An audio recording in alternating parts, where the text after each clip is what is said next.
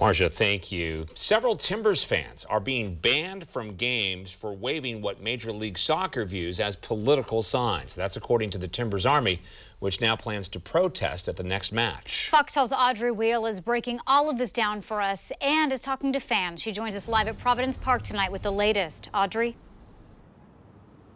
Right, this is the first time since Major League Soccer established this policy that Timbers fans are actually being stopped from going to games. And according to the Timbers Army, that's because of flags that have the iron front symbol on them, which is associated with anti-fascism. And now because of all of this, the next match here at Providence Park is going to look very different. Everyone who's been to Providence Park knows what happens in the stands is just as much part of the game as what's happening on the pitch. It's a culture, everybody like it, have fun all the time, But lately, an image seen often in the Timbers Army, and even carried by fans of other teams, is drawing attention. It's the 3 downward arrows known as the iron front symbol, an anti-fascist symbol that dates back to World War II, but is modernly associated with Antifa. Flags with that symbol are banned under Major League Soccer's fan code of conduct this season because the league views them as political.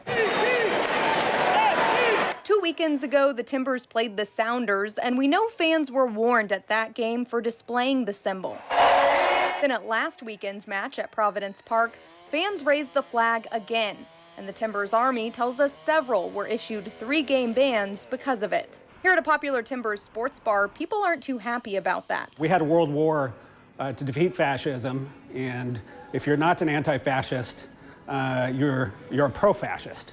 So I think them to say that being somebody who's against somebody like Hitler isn't allowed to say that at the Timber game, it's kind of fascist itself. They should be free to do what they want to do, as long as there's no violence. And now in protest, at the next game, the Army says they won't fly any flags at all or celebrate goals with the traditional green and gold smoke. It's going to be lame. I hope it works out for them because it's a good act of civil disobedience that will be noticed and will affect the Timbers games. The Timbers sent us a statement saying they're talking to the league about this issue. It reads in part, quote, "We and all clubs in MLS need to enforce league rules, but the Timbers are committed to embracing explicit and creative anti-fascist and anti-racist expression, as we always have." And the Timbers Army says they want to make it very clear they're not fighting against the team here. They say their fight is against white supremacy and hate, and they want to make sure the soccer community is inclusive to everybody. That next match here is on Saturday night.